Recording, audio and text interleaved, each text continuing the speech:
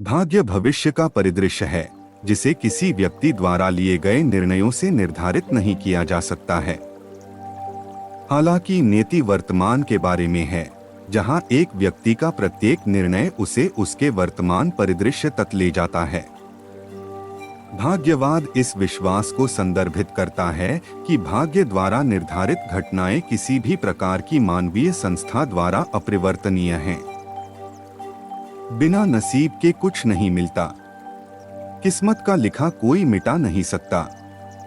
अच्छा वक्त उसी का होता है जो किसी का बुरा नहीं सोचते हैं। ईश्वर कहते हैं सोच की तेरा सपना क्यों पूरा नहीं होता। हिम्मत वालों का इरादा कभी अधूरा नहीं होता। जिस इंसान की किस्मत अच्छी होती है उसके जीवन में कभी अंधेरा नहीं होता। किस्मत में अगर रोना लिखा है तो कोई हंसा नहीं सकता। चलिए आज इस बारे में एक कहानी के माध्यम से जानते हैं। चलिए शुरू करते हैं। बहुत पुरानी बात है। पंचनद देश में एक राजा था। राजा की 7 बेटियां थीं। एक दिन राजा ने बेटियों से पूछा, मैं तुम्हें कैसा लगता हूँ? बड़ी बेटी ने कहा, आप मुझे शहद से मीठे लगते हैं। दूसरी से पूछा तो उसने कहा, आप मुझे गुड़ जैसे मीठे लगते हैं। फिर तीसरी, चौथी, पांचवी और छठी ने कुछ ऐसी ही बात दोहराई। किसी ने शक्कर की तरह, किसी ने शहद की तरह, किसी ने मिश्री जैसा मीठा कहा। सबसे छोटी व राजा की सबसे प्रिय बेटी से पूछने पर उसने कहा, महाराज, आप मुझे नमक की तरह स्वाद लगते हो। यह सुनकर राजा को गुस्सा आ गया। उसने राजकुमारी से पूछा, तुमने मुझे नमक जैसा क्यों कहा?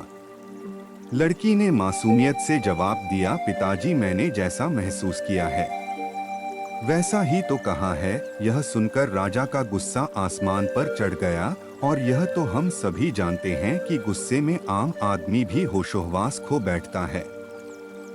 उसने लड़की से कहा, नालायक, मैं तुझे इसकी सजा दूंगा। लड़की बोली, मेरे भाग्य में जो लिखा है वह होकर रहेगा।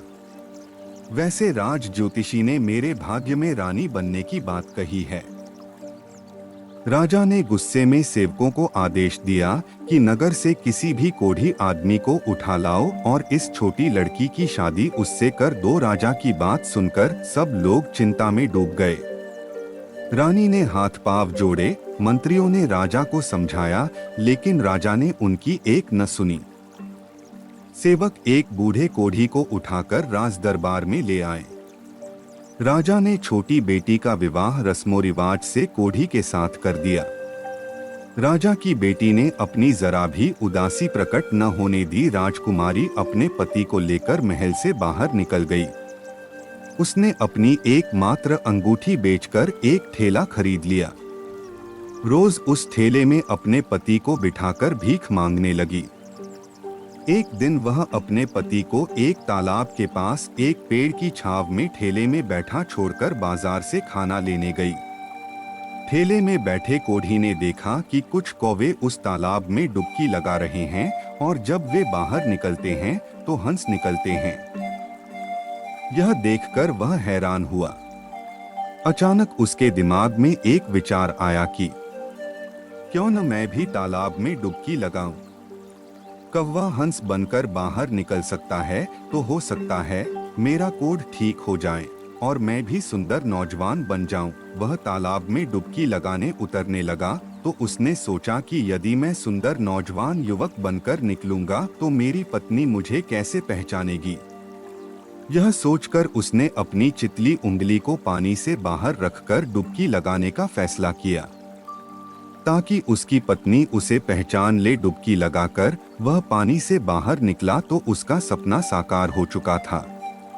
वह मुस्कुराता हुआ ठेले पर बैठ गया। जब राजकुमारी वापस आई तो उसने देखा कि उसके पति की जगह एक सुंदर नौजवान ठेले पर बैठा हुआ मुस्कुरा रहा है। उसके मन में ख्याल आया कि शायद इस नौजवान ने उसके कोढ़ी पति को मार डाला है और अब उससे शादी करना चाहता है।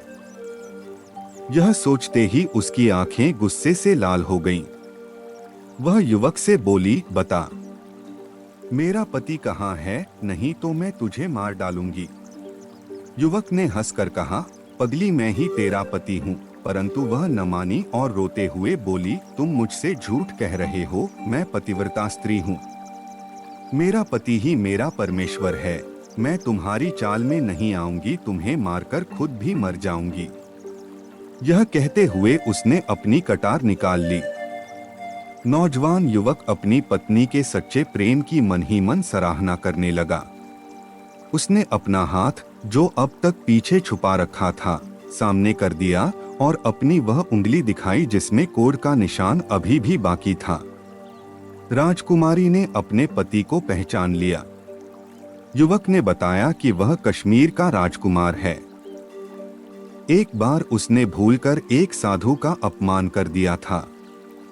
उसकी जरा सी भूल के कारण साधु क्रोधित हो उठा था और उसने मुझे कोढ़ी होने का शाप दिया था।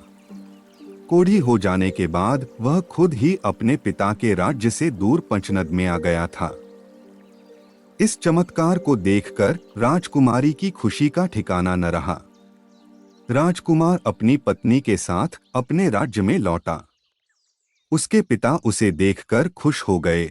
उन्होंने उसी दिन उसे राजगद्दी सौंप दी। जीवन को देखने का हमारा नजरिया ही भाग्य को अनुकूल या प्रतिकूल बना देता है। जब तक जीवन है तो घटनाएं तो घटती ही रहेंगी। जो मन को पसंद आती हैं, उन्हें अनुकूल कहते हैं और सुख भोगने में लग जाते हैं। और जो घटनाएं मन के प्रतिकूल होती हैं, उनमें सुख साधनों की कमी हो जाती है तो व्यक्ति परेशान हो जाता है। तो समझदार व्यक्ति वही है जो दोनों ही परिस्थितियों में सम रहने का अभ्यास करता रहे, क्योंकि अनुकूल और प्रतिकूल दोनों ही परिस्थितियां हमेशा नहीं रहती, एक के बाद दूसरी को आना ही है। आप इस कहानी से क्या सीखते हैं? कमेंट कर जरूर बताएं। हमें उम्मीद है कि आपको यह कहानी पसंद आई होगी और काफी कुछ सीखने को मिला होगा। बाकी अगर यह कहानी आपको अच्छी लगी हो तो इस वीडियो को लाइक करें और ऐसी और कहानी सुनने के लिए चैनल को सब्सक्राइब करें। तो फिर मुलाकात होगा ऐसी ही एक प्रेरणादायक कहानी के साथ। धन्यवाद।